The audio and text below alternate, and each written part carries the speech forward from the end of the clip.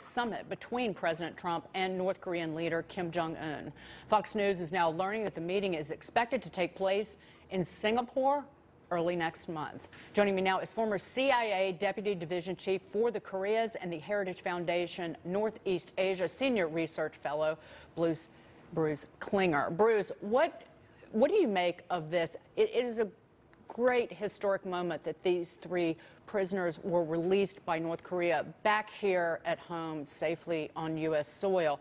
But the kind of reaction that you will hear from Vice President Cheney and Leon Panetta is one of doubt in terms of what Kim Jong-un might concede to. What do you make of this? We certainly welcome the release of the Americans. We're always concerned when any Americans are detained by North Korea, and we welcomed all the previous Americans when they were detained and always were concerned about their safety. But the president is raising expectations about his success, doing things that have never been done before with Kim Jong-un. You know, but as Vice President Cheney and Mr. Panetta will say, is that we've been down this path many times before. There were euphoric expectations each of the 8 times we had international agreements with the North in the past, and all of those failed. So we do need to temper expectations. James, what do you make of this, though? What is different now that could change the outlook for a true denuclearization on the Korean peninsula? Is that possible? Yeah, that's a question. Certainly, these are beautiful images, a beautiful moment, so different from Otto Warmbier's return. But as Mr. Panetta noted with Maria, we've gotten these head fakes from this evil regime in the past. I guess my question would be, I think to answer your question as well, the difference now may be a more of a sanctions bite. Maybe China really is being helpful at last. Bruce, is this a different situation in terms of more economic pressure, or do you see this as similar to the times in the past where these hopes have not been realized? Well, in many ways, we're in uncharted waters. Kim Jong-un, up until January, had been very isolated. He had not even left the country since he came to power. He had not met any leader. And now, all of a sudden, he's going on a diplomatic initiative really on steroids. He has been having a rapid-fire initiatives. My discussions with North Korean officials indicate that he may come in with a very large proposal, perhaps denuclearization in return for a peace treaty and normalization of relations. The president has, imposed stronger sanctions, though still not maximum pressure. We're still pulling our punches on a number of things. But I think it was the sanctions. I think it was a number of factors, the concern both in North and South Korea about potential military strike by the U.S., and also the changing in South Korea from a conservative to a progressive president made Pyongyang much more likely to reach out. Lee, just in terms of the messaging of these three hostages, detainees arriving here in the United States and the president greeting them in the dark of night, it was really moving. That was the reaction as when I woke up this morning at 2 a.m. Like, people were tweeting about it, ready to see this happen. And it was a high mark so far, I would argue, in this presidency. I would say so, too. I think, one of the things that is really, really powerful is these symbolic gesture moments. This is a symbolic moment where a lot of people were afraid of what was going to happen in North Korea. Now you see that these hostages are being returned. We have this meeting scheduled. There's a lot of hope, a lot of people saying, well, maybe the president's somewhat scary tactics, a lot of people were afraid of how he was dealing with North Korea, are paying off. On the other hand, you also hear some folks who are saying, you know what, maybe we're being played in the same way that George W. Bush was played with Putin. Remember when he came back and said, I saw into his soul. And so I've heard a lot of people say, I'm just not sure that we should trust this yet.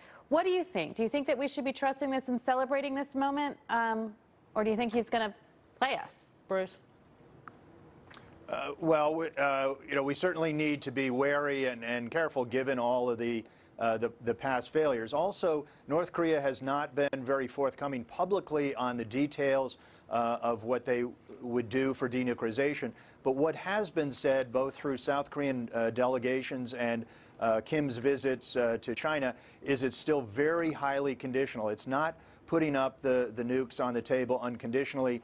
It still is very much what they've been saying for years, is the U.S. has to remove what they call our hostile policy, which usually includes removal of troops abrogation of the treaty with South Korea, the defense treaty, and the removal of the U.S. Nuclear umbrella, or extended deterrence guarantee. So we're not seeing a major change on their conditions for denuclearization. Former Secretary of Defense, former CIA Director under President Barack Obama, Leon Panetta, issuing this warning to President Trump in his interview with Maria. Listen. Now, of course, there's North Korea. That is front and center. How significant should we believe these meetings have been? I don't trust North Korea, and I think that's probably a good place for the president to be. This is a period of accommodation. You look at the history of dealing with North Korea, we've gone through periods of provocation and periods of accommodation. I'm concerned about whether or not they're serious about denuclearization. Their principal goal is to protect their regime. How are they protecting their regime? They develop nuclear weapons. They're developing ICBMs. I find it very difficult to believe that they're suddenly going to give up on that. Well, Bruce, that's just essentially what you've been saying.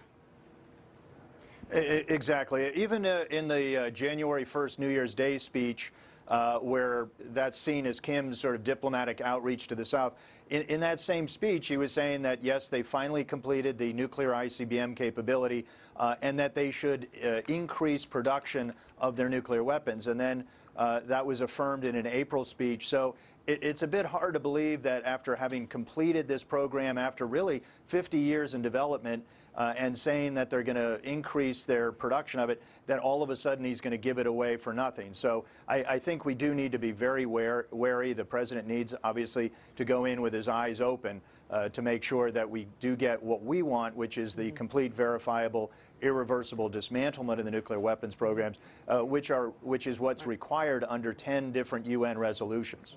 Right, and what we did not get through the Iran nuclear deal that the president decided to exit earlier this week. Maria also sat down with former President George W. Bush's Vice President Dick Cheney, who's weighing in on what foreign policy issues are troubling him most right now.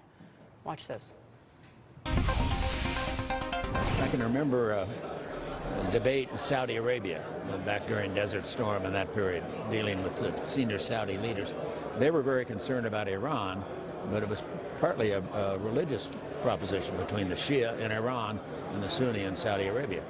And I actually had the King of Saudi Arabia at one point tell me that he was absolutely convinced the Iranians had their eye on coming to Saudi Arabia and taking control of the two holy mosques. It was a big, huge deal in that part of the world, and with respect to the Sunni and the Shia. So they've been troublesome, but now when they clearly are actively involved in Syria with the Russians, when they're trying to promote and finance the spread of nuclear technology from South Korea to Syria. There's been reporting that they've also been involved in helping North Korea break the embargo on coal. Some of that coal is being transported out to the open market by the Iranians. So they are clearly not a friendly crowd, and I think it's a situation where the Russians are taking advantage of it. The Syrians clearly are, North Koreans are, Iranians are. They all come together in the Middle East at this point, and it's an enormously important set of developments. James, really quickly, how does this, what's going on in North Korea and what happened earlier this week with the Iran nuclear deal, pulling out of the Iran nuclear deal, as bad as it was, does it send a message to North Korea of what we're going to come to the table with? Yeah, what our expectations will be from that nation? I would think it does suggest that that Mr. Trump is not looking for peace at any price. He's not looking for agreements at any price, that he wants a good deal. And the question is, what is the price? If the deal is hypothetically, I mean, I'm a skeptic that this will happen, but let's say there's a new opening here. If Kim wants to get rid of his nukes and then demands the removal of U.S. troops from South Korea, is that enough for Trump, or does he say, no, we need a new regime, we need a free Korea, unified, and you're gone before we take our troops out?